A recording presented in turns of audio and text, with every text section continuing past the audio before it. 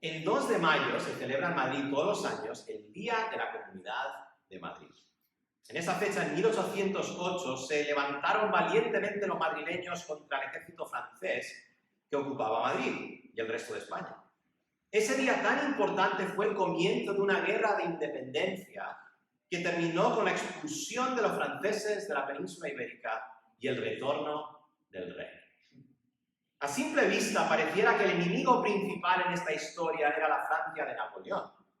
Pero el verdadero enemigo no estaba en Francia, estaba en casa, estaba en España.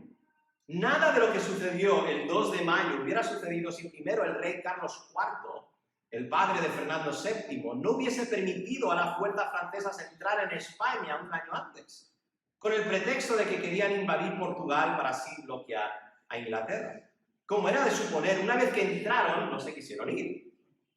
Pero eso no fue lo único que hizo Carlos IV para perjudicar a su país.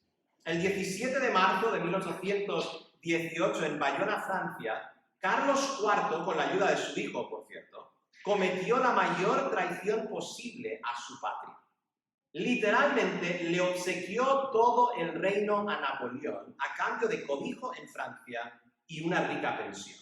En otras palabras, abdicó al trono y se lo entregó a Napoleón. Si no me creéis, escuchad lo que le escribió Carlos IV a Napoleón, sellando así su traición. Su Majestad el Rey Carlos, que no ha tenido en toda su vida otra mira que la felicidad de sus vasallos. Sí, eso no se lo cree nadie, ¿verdad? Ha resuelto ceder, como cede por el presente, todos sus derechos al trono de España y de las Indias a su Majestad el Emperador Napoleón, con el único que en el estado a que han llegado las cosas puede restablecer el orden, entendiéndose que dicha cesión solo ha de tener efecto para hacer gozar a sus vasallos de las condiciones siguientes. 1. La integridad del reino será mantenida, el príncipe que el emperador Napoleón juzgue debe colocar en el trono de España será independiente y los límites de la España no sufrirán alteración alguna. La siguiente me causa mucha gracia. Dice, la religión católica, apostólica y romana será la única en España. No se tolerará en su territorio religión alguna reformada y mucho menos infiel según el uso establecido actualmente. Así que cedió el reino a Napoleón, pero quiso asegurarse de que por lo menos no reinase en España la religión reformada o la doctrina reformada. Me causa mucha gracia eso. Pero ¿sabéis algo? Si no hubiese sido por la valentía de los madrileños, del pueblo español, quizás estaríamos hablando francés hoy. Pero la lección del 2 de mayo es esta. El enemigo no siempre está fuera. El enemigo muchas veces está en casa. Está mucho más cerca de lo que nosotros podemos imaginarnos. Esta lección la tuvo que aprender la Iglesia desde sus inicios en el libro de Hechos. En los últimos 2 sermones de nuestra serie hemos aprendido que la Iglesia sufrió oposición de los líderes religiosos judíos, específicamente de los saduceos. Sin duda alguna, el verdadero poder detrás de esa oposición era Satanás mismo. Pero como vimos, el plan de Satanás fue frustrado porque no solo fueron librados Pedro y Juan, sino que la Iglesia permaneció unida y enfocada en su misión, a pesar de la oposición. Pero Satanás tenía otra estrategia, que es la que vamos a ver en nuestro pasaje de hoy.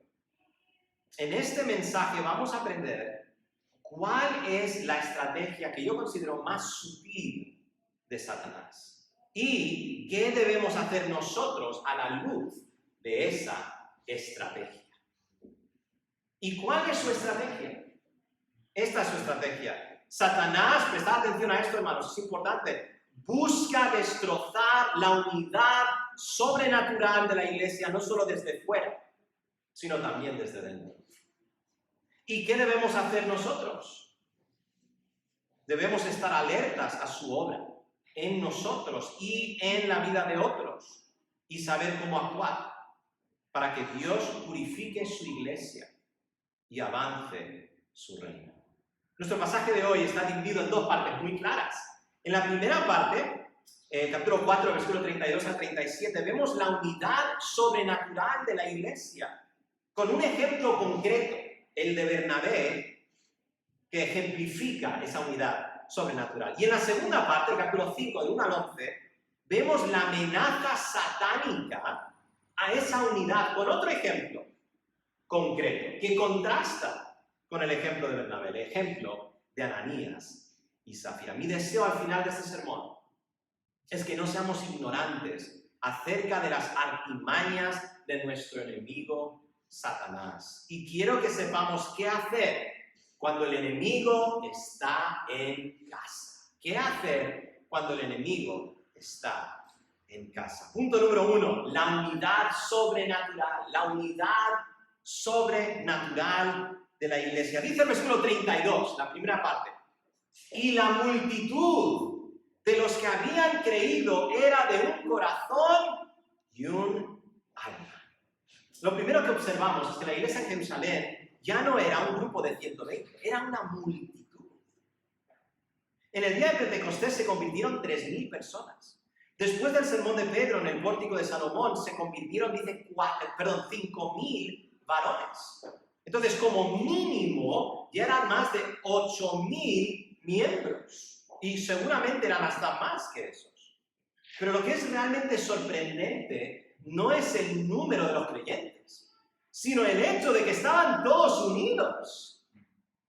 Dice que eran de un corazón y un alma. Como ya nos explicó muy bien el hermano Jere, estas eran personas que venían de diferentes trasfondos, grupos que normalmente no se llevaban súper bien, porque había judíos de la dispersión, había algunos judíos griegos, había los propios judíos de Jerusalén, había diferentes grupos y todos ellos, después de convertirse, eran de un corazón y un alma. Eso es un verdadero milagro. Esa es una obra sobrenatural de Dios. ¿Y quién produjo esa unidad? Dios. La unidad de la iglesia es una obra sobrenatural de Dios. Esto no es algo que nosotros podemos producir artificialmente, como Jere nos mostró en su sermón del capítulo 2. Y la base de esa unidad, ¿cuál era? También la vimos en el mensaje del hermano Jere. Era la fe común que todos ellos tenían. Ellos, dice Hechos 2:42, perseveraban en la doctrina de los apóstoles. La evidencia de esa fe común que tenían es la oración que vimos el domingo pasado. Porque en su oración, ¿qué estaban revelando? Que tenían una fe común, tenían una confianza en común en la soberanía de Dios.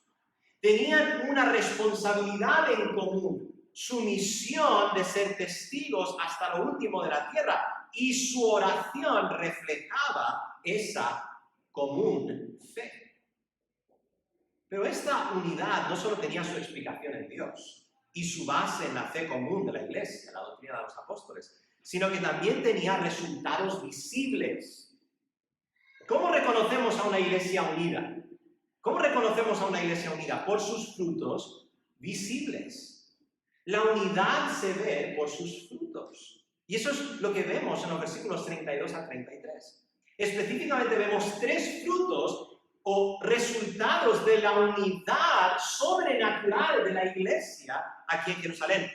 La primera es la actitud y acción generosa de la iglesia, la segunda es la proclamación del evangelio y la tercera es el favor de Dios sobre la iglesia. Dice, versículo 32 al 33, y la multitud de los que habían creído era de un corazón y un alma, y ninguno decía ser suyo propio nada de lo que poseía, sino que tenían todas las cosas en común.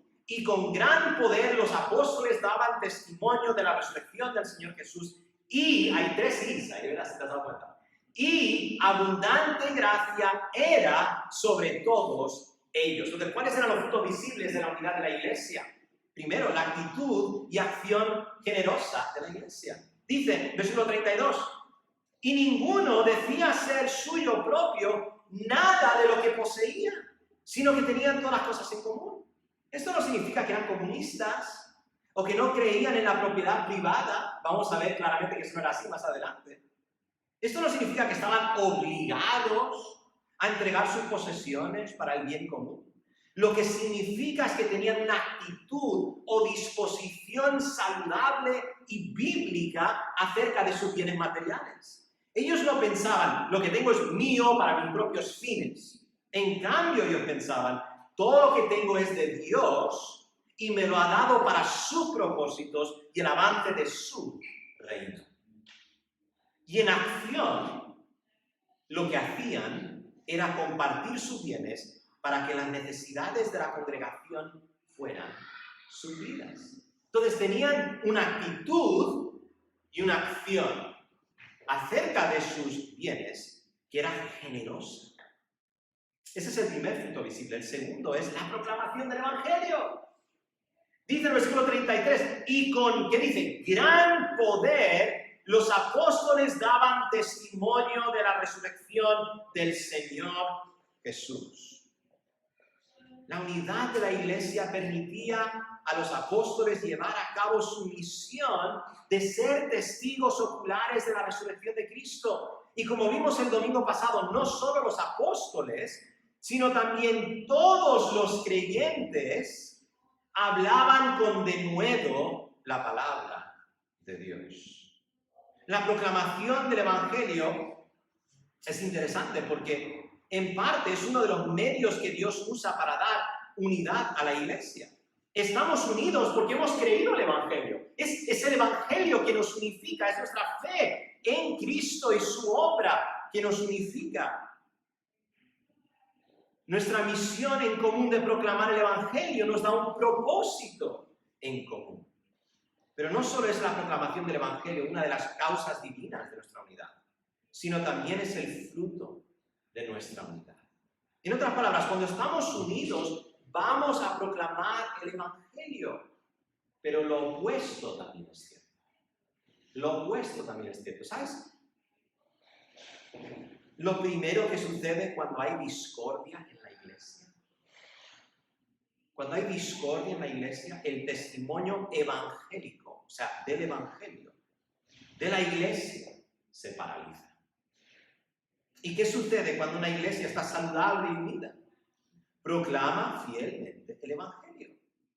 Por eso lo que necesitamos hacer es orar por la salud y unidad de nuestra iglesia y hacer todo lo que está en nuestro poder para que nuestra iglesia permanezca unida. Solo Dios puede producir la unidad. Pero hay ciertas cosas que podemos hacer que son medios divinos hacia la unidad.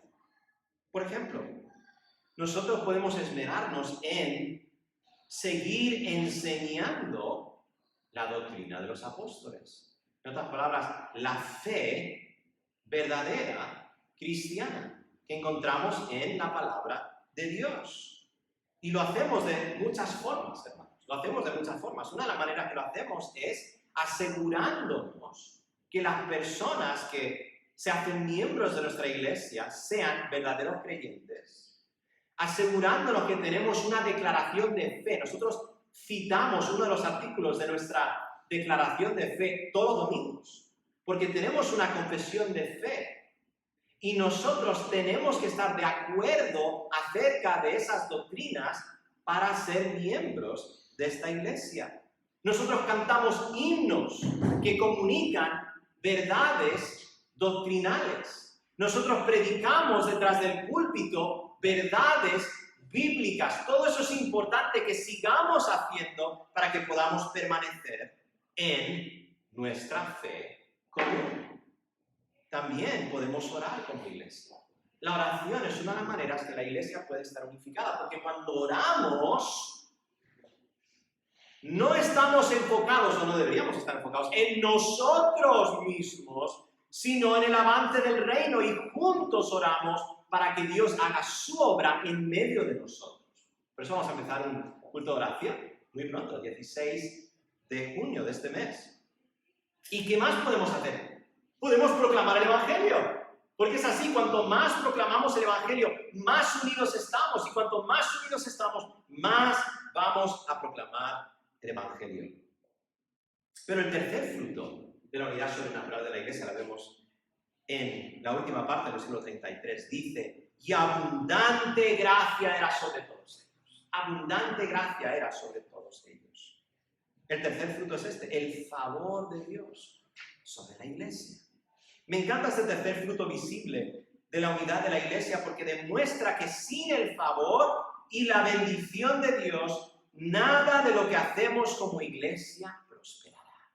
Nada de lo que hacemos como iglesia prosperará. La gracia de Dios no solo era la causa de la unidad de la iglesia, sino también era lo que sostenía a la iglesia en toda buena obra. Ya sea en la generosidad de la iglesia o en la proclamación del evangelio. Era la gracia de Dios, la abundante gracia de Dios que estaba sobre ellos. Hermanos, no dependemos de nosotros mismos. Dependemos de Dios. Y por eso es tan importante que oremos una vez más juntos como iglesia, porque cuando lo hacemos estamos reconociendo nuestra dependencia en Dios y nuestra necesidad de su favor y bendición hacia nosotros. Queremos el favor y la bendición de Dios sobre nuestra iglesia. Y Dios nos la da libremente, porque Él es el Señor de esta iglesia. Después de mostrar estos tres frutos visibles de la unidad de la iglesia, Lucas se enfoca más en detalle en el primer fruto: la actitud y acción generosa de la iglesia. ¿Y en cuál fue el efecto que tuvo sobre la iglesia? Dice la primera parte del versículo 34. Así que no había entre ellos, ningún necesitado. No había entre ellos ningún necesitado. ¿Por qué? Porque todos los que poseían heredades o casas las vendían y traían el precio de lo vendido. Y lo ponían a los pies de los apóstoles y se repartía a cada uno según su necesidad. Entonces, ¿qué estaba sucediendo aquí? Aquellos hermanos a quienes el Señor había bendecido con más bienes materiales estaban voluntariamente, énfasis en esa palabra, vendiendo sus propiedades y entregando el dinero de lo vendido a los apóstoles. Y ellos, en cambio, estaban distribuyendo los fondos a quienes tenían necesidades dentro de la iglesia.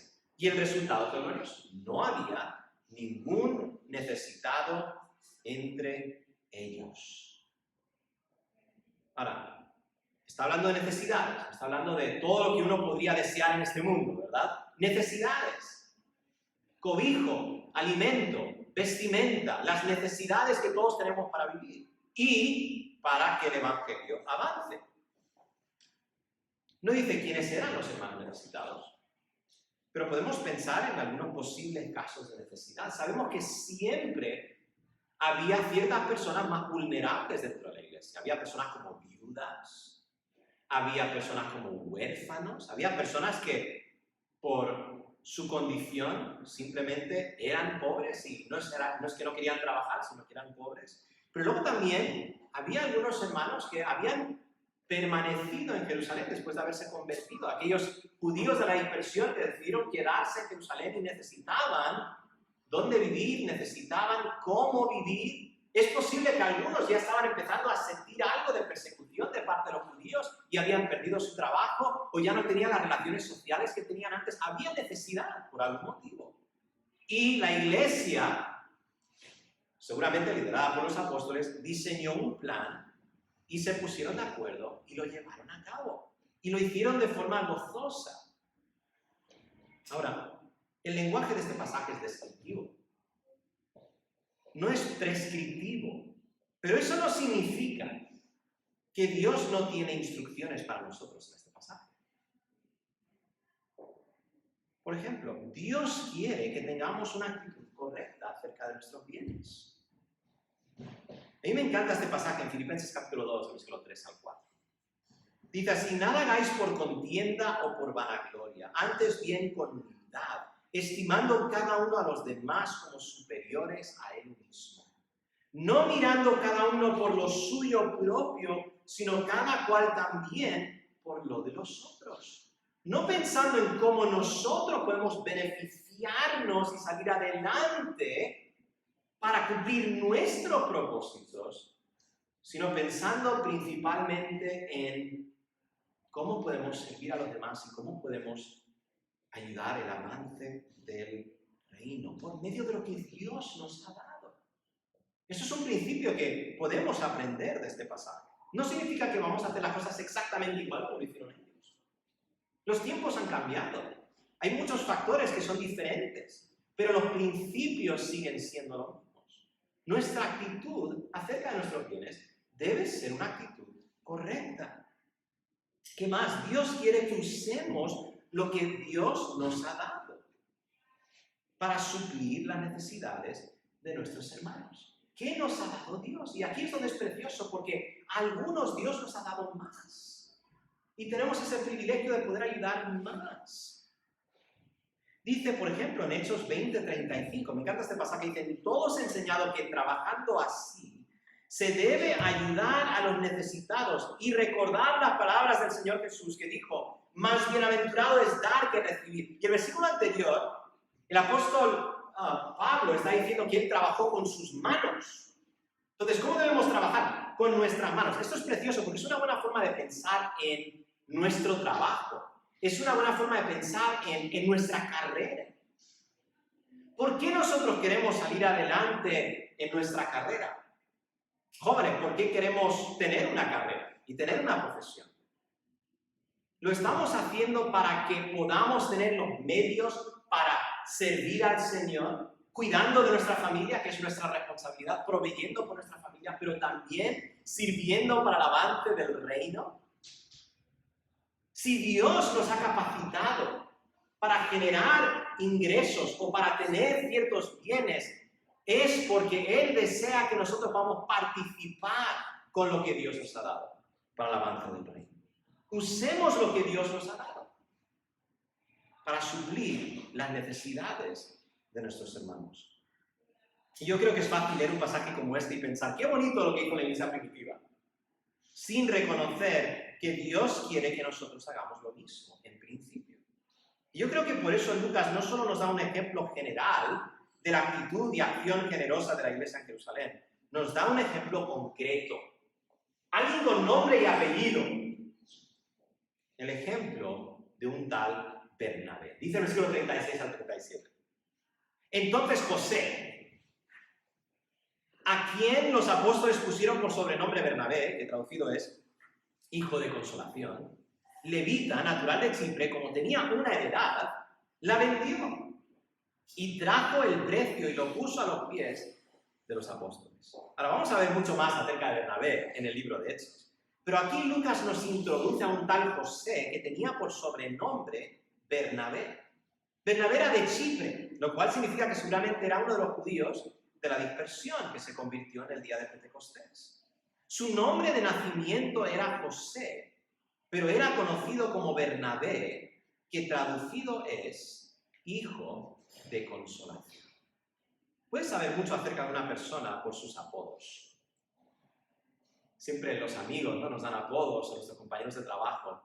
Y los apodos que nos dan dicen mucho acerca de lo que las personas piensan acerca de nosotros. Acerca de lo que nosotros damos a entender acerca de nuestro carácter. Pues, ¿cuál fue el apodo que le dieron a este tal José? Hijo de consolación. Hijo de consolación. Porque lo que le caracterizaba era su deseo de servir y bendecir a sus hermanos. En este caso, Bernabé vendió una propiedad suya y trajo todo el precio de lo vendido a los apóstoles para que ellos distribuyeran el dinero a los más necesitados de entre la iglesia. ¿Y sabe lo que nos enseña el ejemplo de Bernabé? Que Dios usa a individuos dentro de la iglesia para ser canales de bendición. Vimos anteriormente que la gracia de Dios era sobre todos ellos, pero ¿sabes qué? Bernabé fue un instrumento en las manos de Dios para bendecir a la iglesia. Dios bendice por medio de su pueblo. Dios usa a individuos. Nunca me voy a olvidar, cuando estábamos en los Estados Unidos, Fabiana y yo estábamos recién empezando a visitar iglesias, compartiendo la necesidad para la obra en España y reuniendo fondos para venir aquí, que nosotros estábamos, pues no teníamos dinero en realidad, y en ese tiempo durante muchos años, yo ni siquiera tuve una tarjeta de crédito ni nada, simplemente vivíamos de las ofrendas que nos daban y recuerdo que habíamos ido a un culto el domingo a la mañana y íbamos a ir a otra iglesia el domingo por la noche y no teníamos dinero en realidad para llegar. No podíamos ni siquiera llenar el tanque de la gasolina para llegar al culto de la noche. Y llegamos a una gasolinera y cuando llegamos ahí, vi que había una etiqueta en uno de los coches ahí que era de un seminario que yo conocía. Entonces empecé a hablar con la persona ahí y nos dimos cuenta que ambos éramos creyentes y ambos éramos incluso de la misma denominación, éramos bautistas. Y sin que yo le dijera nada a este hermano, me dio $20. No sabía nada de mi situación. No sabía absolutamente nada de mi situación. No sabía que yo necesitaba ese dinero para llegar a mi siguiente reunión. Pero Dios le usó como un canal de bendición. Dios le usó para ser un tipo de Bernabé, para ayudar, ser de consuelo, ser de ánimo, ser de fortaleza a sus hermanos. Hemos visto la unidad sobrenatural de la iglesia, pero ahora quiero que veamos la parte más negativa de esta. La amenaza satánica a esa unidad. La amenaza satánica. Dice el versículo 1 al 2 del capítulo 5. Pero, los peros siempre son interesantes, ¿no? Porque siempre contrastan. Si lo que viene antes del pero es malo, el pero te va a llevar a algo bueno. Pero si lo que hay antes del pero es algo bueno, el pero te va a llevar a ¿qué? Algo malo. Y eso es lo que vemos aquí, un contraste negativo.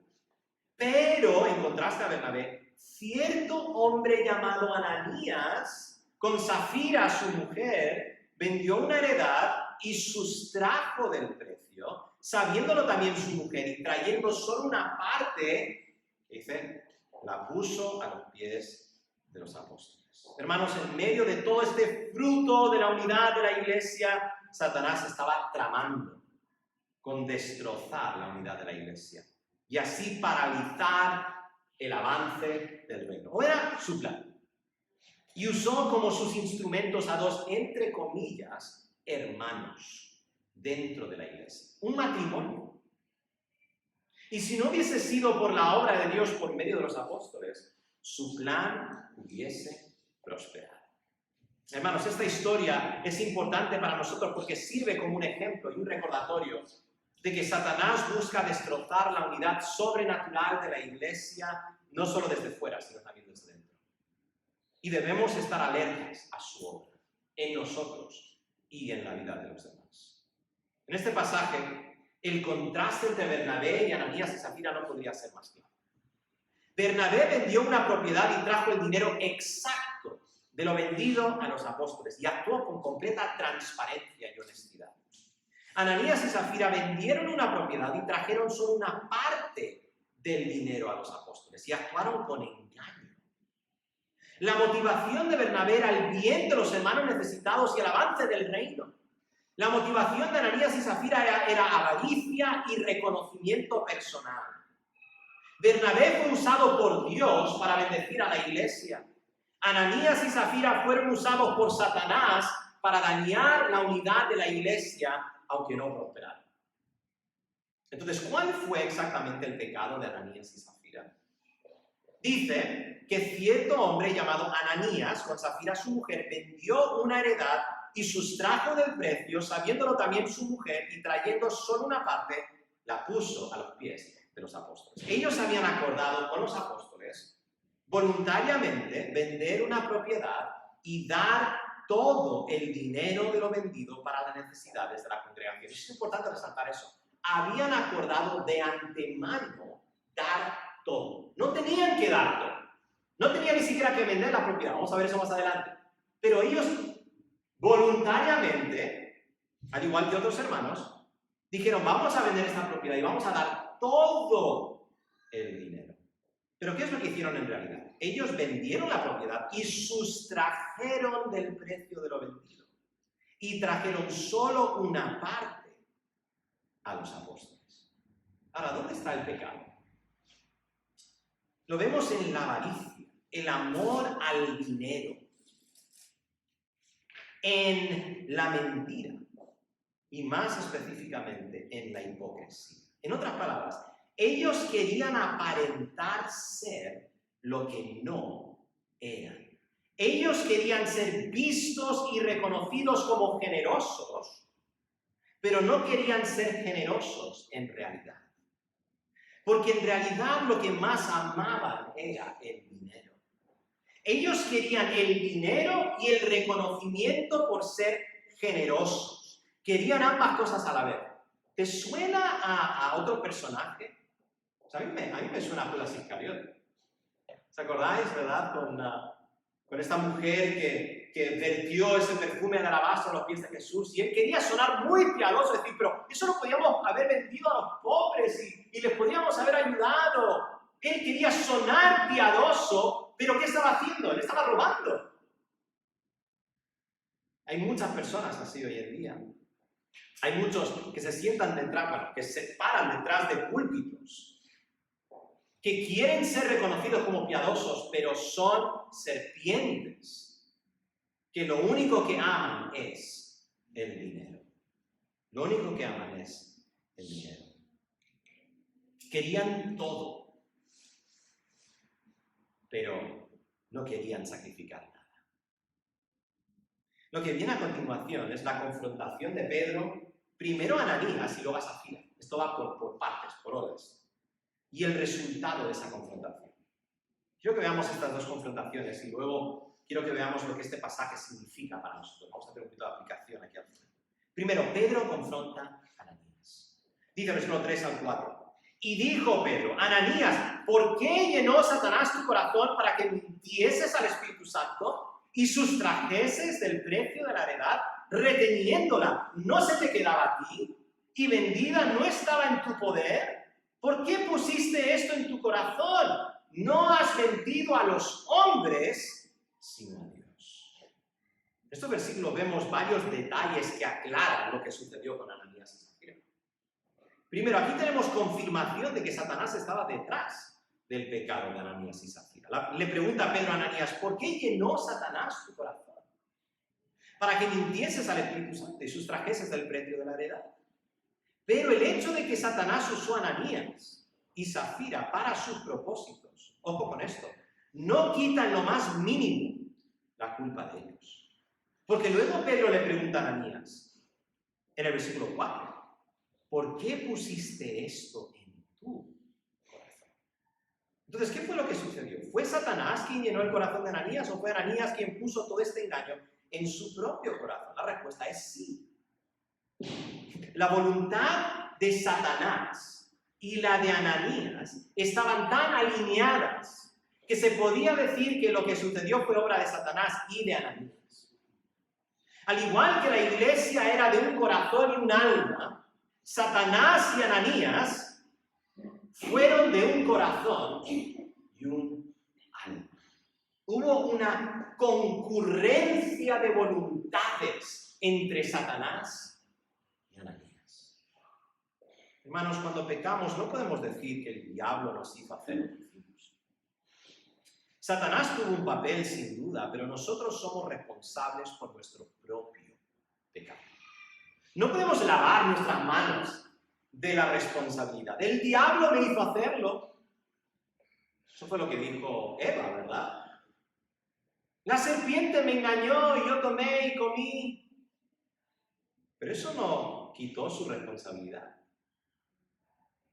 Adán le culpó a su esposa, ¿verdad? Pero eso no quitó su responsabilidad.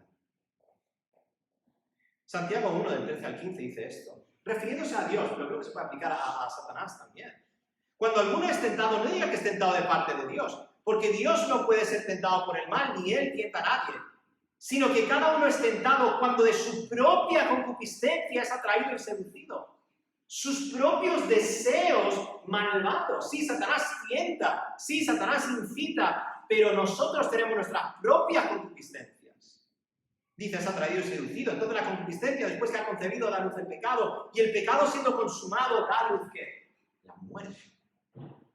Pero al mismo tiempo debemos entender que es posible ser usados por Satanás para lograr sus propósitos. Y cuando digo eso, no quiero decir que eso sucede fuera del soberano control de Dios. No.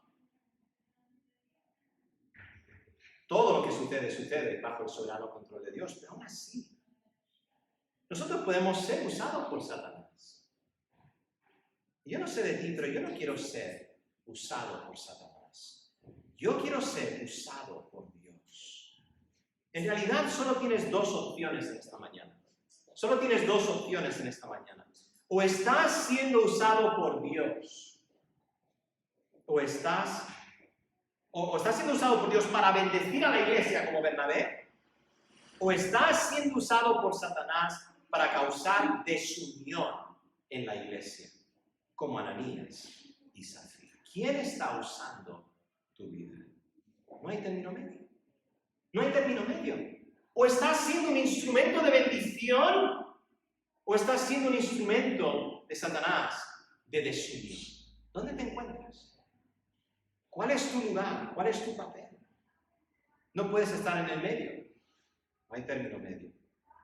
El segundo detalle que vemos en estos versículos es la aclaración de que la venta de las propiedades y la entrega del dinero para el bien común de la iglesia no era obligatorio, era completamente voluntario.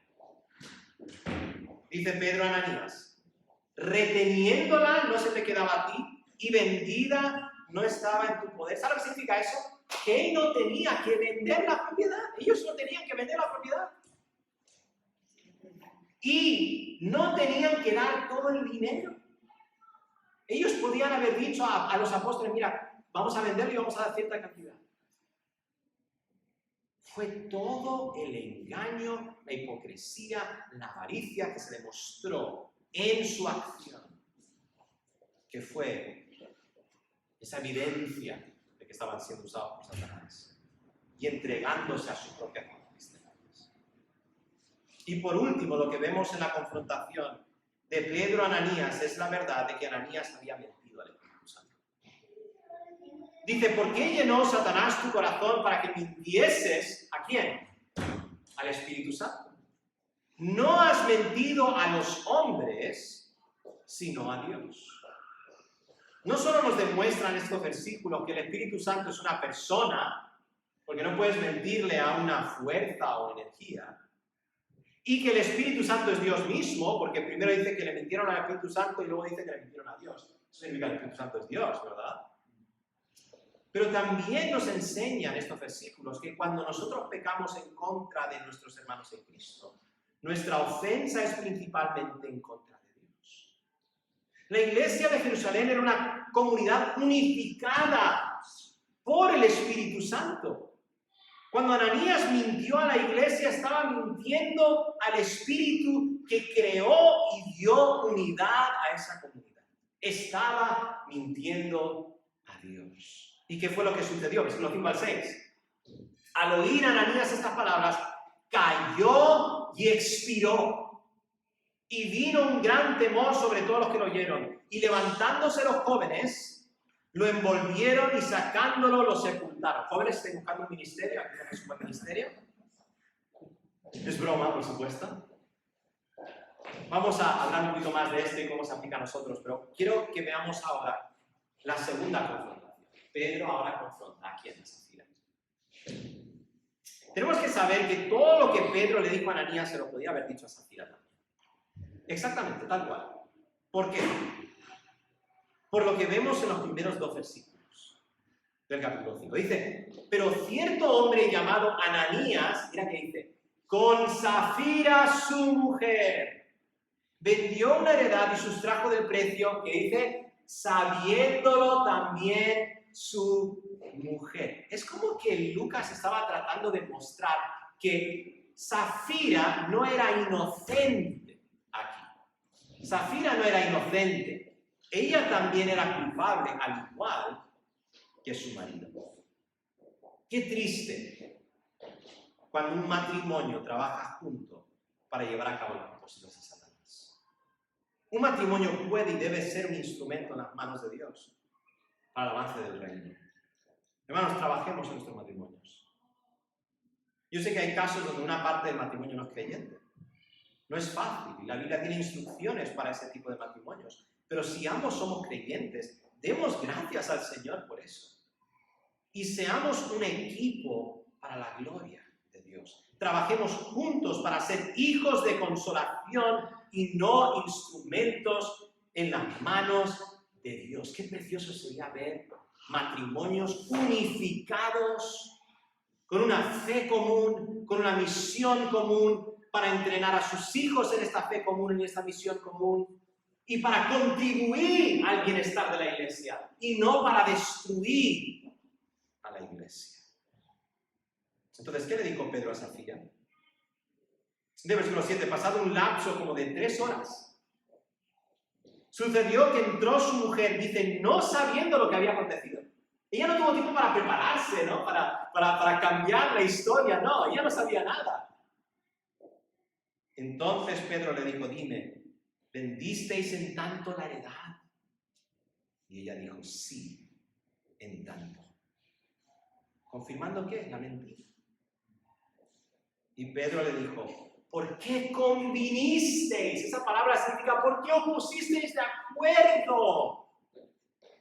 ¿Qué vimos en el capítulo 4? La iglesia era de un corazón y un alma.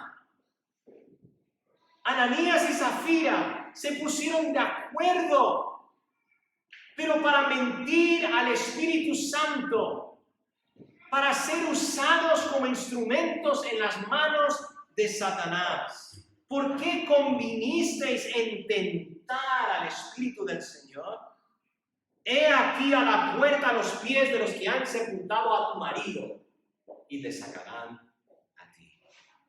En la confrontación de Pedro a Zafira hay un detalle más que aclara el pecado de Ananías y Zafira. ¿Y cuál es? Tentaron, dice, al Espíritu del Señor. No solo mintieron al Espíritu del Señor, sino que tentaron al Espíritu del Señor. ¿Y qué significa tentar al Espíritu Santo? Yo creo que significa esto. Significa pecar deliberadamente y sin remordimiento alguno, considerando que Dios no va a juzgar tu pecado. Considerando que Dios no va a hacer nada al respecto. Es vivir como una persona que no tiene consideración alguna de la santidad de Dios. ¿Y cuál fue el resultado? El mismo que con Ananías. Los últimos 2 versículos. Al instante ella cayó a los pies de él y expiró. Y cuando entraron los jóvenes, la hallaron muerta y la sacaron y la sepultaron junto a su marido. Y vino gran temor sobre toda la iglesia y sobre todos los que oyeron estas cosas. Ahora, quisiera terminar el mensaje ayudándonos a procesar este relato y saber cómo aplicarlo a nuestra vida. Creo que si somos honestos, tenemos que reconocer que este no es un pasaje que es fácil de recibir. Porque nos muestra el juicio severo e instantáneo de Dios sobre el pecado. No estamos tan acostumbrados quizás a ver eso en la Biblia, aunque hay ejemplos en el Antiguo Testamento de este tipo de juicio repentino, instantáneo de Dios. No solo eso, a simple vista, parece que este pasaje no nos da mucha esperanza con respecto a las buenas nuevas del Evangelio. ¿Dónde está ese, quizá, podríamos pensar, ese llamado al arrepentimiento o esa palabra de esperanza del Evangelio que quizá quisiéramos ver en este pasaje? Tampoco parece tener mucho que ver con nosotros. ¿Por qué? Porque las situaciones eran muy diferentes aquí. Nosotros no tenemos apóstoles, por ejemplo, ahora. Pero con la ayuda del Señor quiero ayudarnos a entender y aplicar este pasaje en nuestras vidas. Tenemos que hacernos la pregunta. Cada vez que lees un pasaje tienes que hacerte esta pregunta, por ejemplo. ¿Por qué está este pasaje?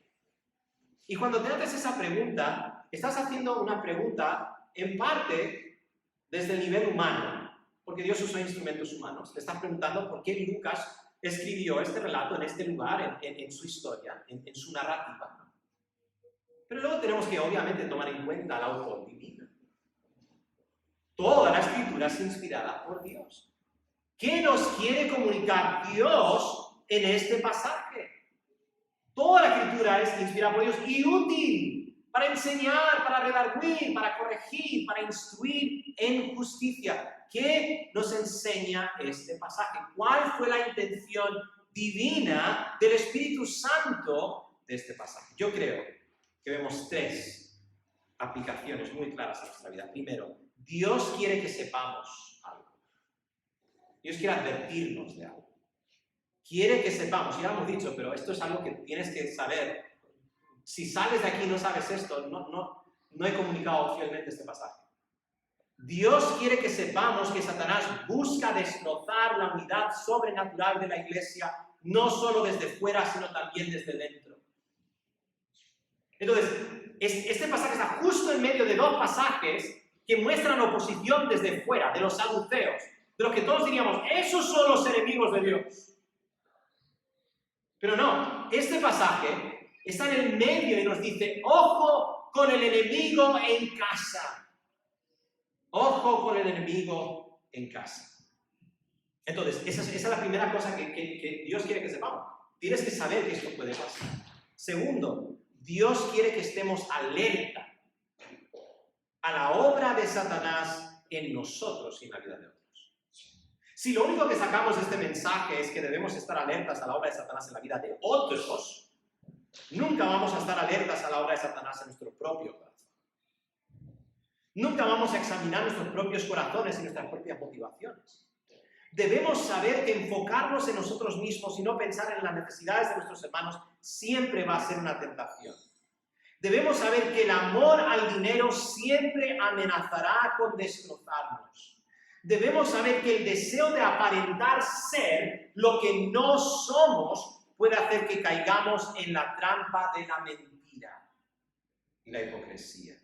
Debemos saber que nosotros podemos ser instrumentos en las manos de Satanás. Tenemos que velar y orar para que no entremos en tentación nosotros. Pero también debemos estar alertas a la obra de Satanás en la vida de otros.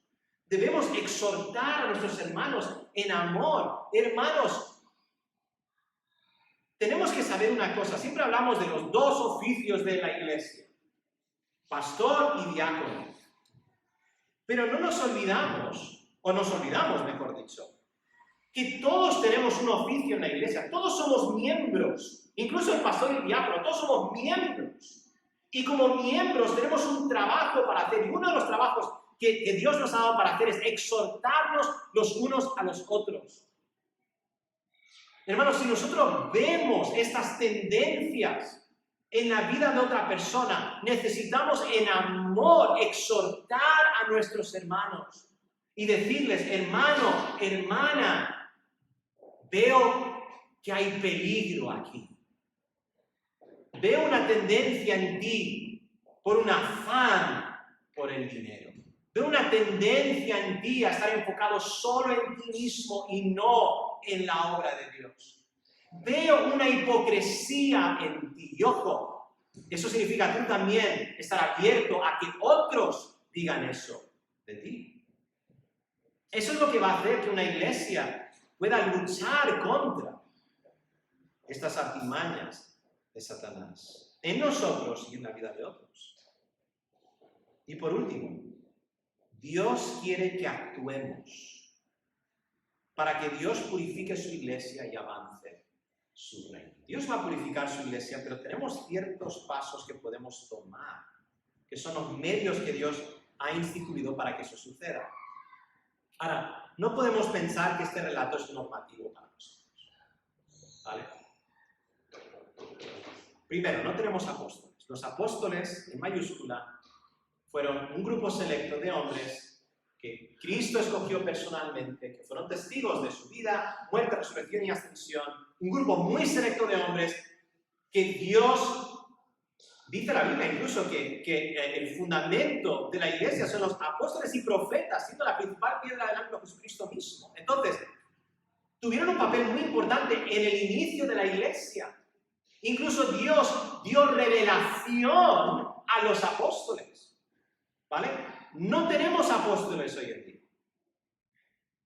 Entonces, hay ciertas cosas que Dios hace en este pasaje y por medio de los apóstoles que no debemos esperar que Dios siga haciendo ahora. Pero sí debemos actuar cuando Satanás amenaza con destruir la unidad sobrenatural de la iglesia. La forma que debemos actuar nosotros es con lo que se llama disciplina eclesiástica. Disciplina eclesiástica. Y ese es el proceso, y es un proceso mediante el cual primero instruimos de forma positiva en la verdad. Como estamos haciendo ahora mismo, eso es un tipo de disciplina, porque la disciplina tiene un aspecto positivo, que es la instrucción. Instruimos en la verdad. Y cuando hay pecado, desviación de la verdad, corregimos de forma amorosa. Y hay ciertos pasos que la Biblia nos da para la disciplina. Y hay muchos ejemplos en el Nuevo Testamento, y por tiempo no vamos a entrar en todos ellos, pero podemos seguir hablando de ellos, de cómo la iglesia debe tratar con el pecado dentro de la iglesia. Pero lo que es claro en este pasaje es que debemos actuar.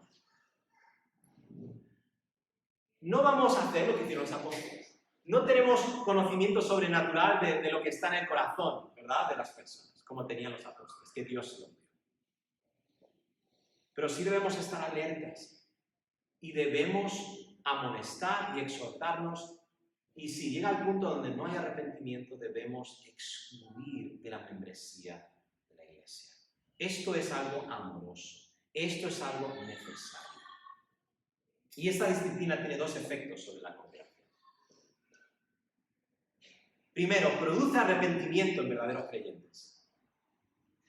Cuando la disciplina se administra en un verdadero creyente, Dios usa esa disciplina para producir genuino arrepentimiento y una vuelta a la verdad de ese creyente. Amén. Pero también desenmascara y aparta de la congregación a falsos creyentes. Hermanos, después de haber estudiado este pasaje a fondo, después de haberlo leído una y otra vez, después de haber hablado con otros hermanos en Cristo, estoy convencido, y yo sé que otros quizás no están de acuerdo, que Ananías y Zafira no eran verdaderos creyentes. Eran falsos creyentes. Había completa hipocresía en ellos, no había verdadero arrepentimiento en ellos. Y Dios actuó de forma instantánea en juzgarlos. Y la disciplina, en este caso la disciplina fue de Dios matándoles instantáneamente. Esa disciplina tuvo un efecto glorioso en la congregación. ¿Cuál fue? Bueno, lo que siempre hace la disciplina. Purifica la iglesia y protege su testimonio de cada uno. Dos veces en nuestro pasaje vemos el efecto que tuvo el juicio de Dios. Este juicio, ¿verdad? Primero sobre Ananías y luego sobre Zafira, sobre la iglesia. Mira, que dice el versículo 5b y el versículo 11. Mira esto. Después de que muere Ananías, dice, y vino un gran temor sobre todos los que lo oyeron. Esto es reverencia. Una pasión renovada para la santidad dentro de la congregación. ¿Y qué más? El versículo 11. Cuando muere Zafira, otra vez, y vino gran temor sobre toda la iglesia, pero no solo sobre toda la iglesia, sino incluso sobre los que oyeron de esto fuera de la iglesia, lo cual significa que esto sirvió para el testimonio de la iglesia de cada mundo. De quién es Dios y la necesidad de que una iglesia sea limpia de este tipo de pecado. Si después de escuchar este mensaje estás angustiado, porque solo ves juicio en este pasaje y no la esperanza del Evangelio, quiero mostrarte cómo este relato te debe llevar a Cristo y su obra perfecta. Primero, si estás aquí, estás escuchando este mensaje y no eres creyente, no afirmas ser creyente, sabes que no eres creyente y quizá te cuesta este pasaje. ¿Cómo puede Dios ser tan severo en su juicio? Necesitas saber que el justo juicio de Dios nos prepara para las buenas nuevas del Evangelio. Si no somos conscientes del pecado en nuestros corazones y del juicio de Dios sobre nuestro pecado, y que Él es justo en juzgar nuestro pecado, nunca nos daremos cuenta de nuestra necesidad en Cristo.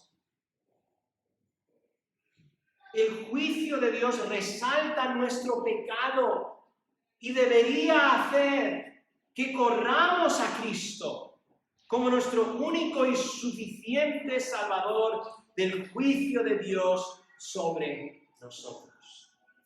Debería hacer que corriéramos a Cristo, quien se encarnó y vivió una vida en perfecta obediencia a Dios, nunca pecó, quien llevó sobre sí mismo el castigo de nuestro pecado, que llevó sobre sí mismo el juicio y la condenación que nosotros merecíamos, y que resucitó en victoria sobre la muerte, sobre el pecado y sobre Satanás, que si creemos en él, ya no tiene por qué tener dominio sobre nosotros. Amigo, el temor de Dios que produce este pasaje nos guía al arrepentimiento. Ese es mi deseo para ti. Que te arrepientas y creas en Cristo. No veas esto como una ocasión para alejarte de Dios, sino una ocasión para correr hacia Dios, sabiendo que Él es el único que te puede salvar, en Cristo Jesús. Corre a Él, acude a Él para salvación. Segundo, si eres creyente, debes saber que la disciplina de la iglesia es uno de los medios que Dios utiliza para santificarte y conformarte a la imagen de Dios. Esta es una obra de Dios, es un medio de gracia, una de las maneras que Dios te va transformando por su poder. Así que no resistamos la disciplina de la iglesia. Positivamente o negativamente, la instrucción positiva y también la exhortación que debemos estar llevando a cabo en amor los unos a los otros. No resistas, recíbelo como parte de las bendiciones del Evangelio, que son la santificación. Tercero, si eres un falso creyente, y si eres un falso creyente tú lo sabes, yo creo que tú lo sabes. Porque tú sabes que todo es falso. Tú sabes que te pones una carátula cuando vienes a la iglesia. Debes saber que un día tu farsa se descubrirá. Dios conoce tu corazón y tus más íntimos pensamientos. Me parece tan interesante, ¿no?, que Ananías y Zafira no tenían temor de Dios porque no pensaban que Dios sabía lo que habían hecho. Por eso yo creo que Pedro les dice, mira, vosotros no habéis mentido a los hombres, habéis mentido a Dios. ¿No os dais cuenta? Que vosotros pensabais que Dios era cualquiera, que Dios no es santo, que Dios no es justo. No pienses que porque el juicio de Dios no se ve en tu vida en este momento, que no vendrá en el futuro. Arrepiéntete antes de que sea demasiado tarde. Arrepiéntete porque vendrá un día. Y por eso escogí que todos dijéramos juntos ese artículo de nuestra confesión de fe de los justos y los malvados. Porque en el juicio final, ahí no habrá duda de quién es verdadero y quién es falso. Ahí no habrá duda. Así que hay esperanza para ti hoy. No tienes que seguir irónicamente con tu mascarilla. Y por cierto, no tienes que tener una de estas para tener una mascarilla puesta. No tienes que seguir engañando a los demás, aparentando ser lo que no eres. No te esfuerces. Me encanta, esto es algo que me dice Flavius todo el tiempo, él está predicando en Primera de Juan, me encanta esto. Él dice, a los que no son verdaderos creyentes, le dice esto y me encanta. Dice, si tú no eres un verdadero creyente, no te esfuerces en obedecer los mandamientos de Dios. Eso no te corresponde a ti. Cree el Evangelio. Para que dejes de ser un falso y seas verdadero. Por último, si pensabas que el Evangelio no tenía nada que ver con esto, te he dado 4 razones al final. Esta es la última. Vemos la esperanza del Evangelio en el contraste entre Bernabé y Ananías y Zafira. Hermanos, solo la gracia de Dios puede producir una generosidad sincera y enfocada en el bien de los hermanos como la que vemos en Bernabé. No mires a Bernabé y pienses, wow, qué increíble que era Bernabé. Mira a Bernabé y di, mira qué gran Dios tenía Bernabé, que le transformó por dentro y le quitó ese corazón de avaricia que todos tenemos. Ese corazón de amor al dinero que todos tenemos en nuestro estado natural.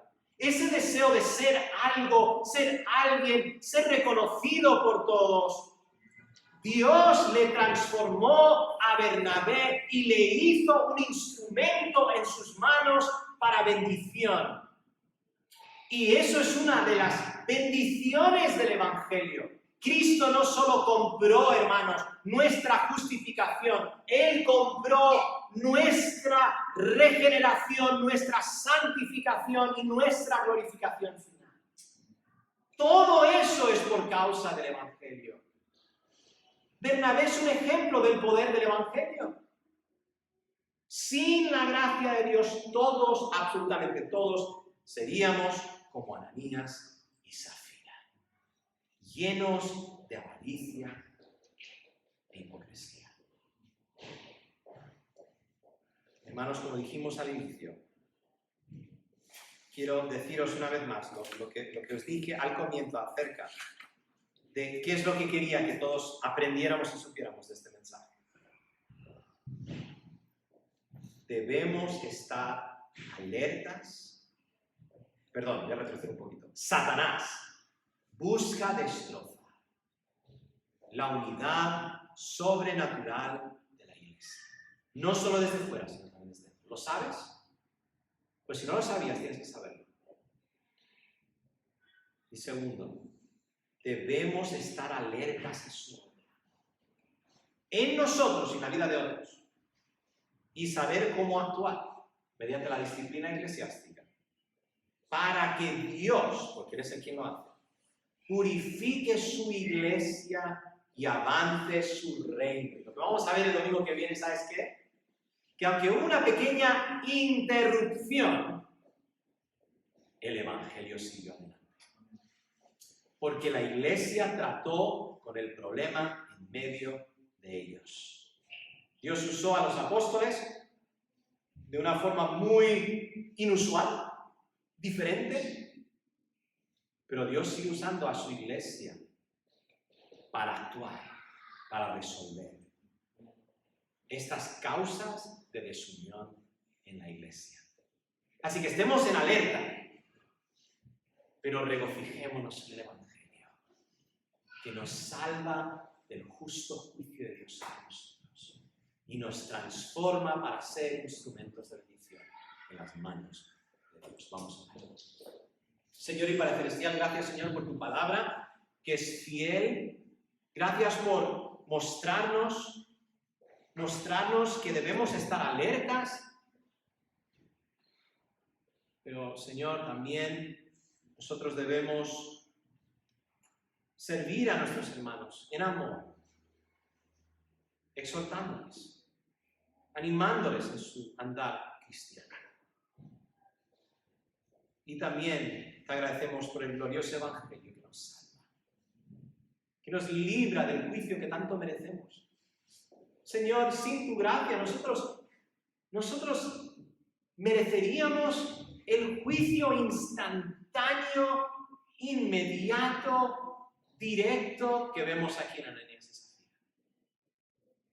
Merecemos ser enviados directamente al mismo infierno. Pero por tu obra en Cristo nos has redimido, nos has rescatado. Así que transfórmanos por tu gracia. Haznos instrumentos en tus manos. Ayúdanos a colaborar hacia la unidad de la iglesia y no ser instrumentos en las manos de Satanás. Que aún como creyentes podemos ser en determinados momentos. Que eso no sea verdad de nosotros. Porque todo te lo pido en nombre de Jesús. Amén.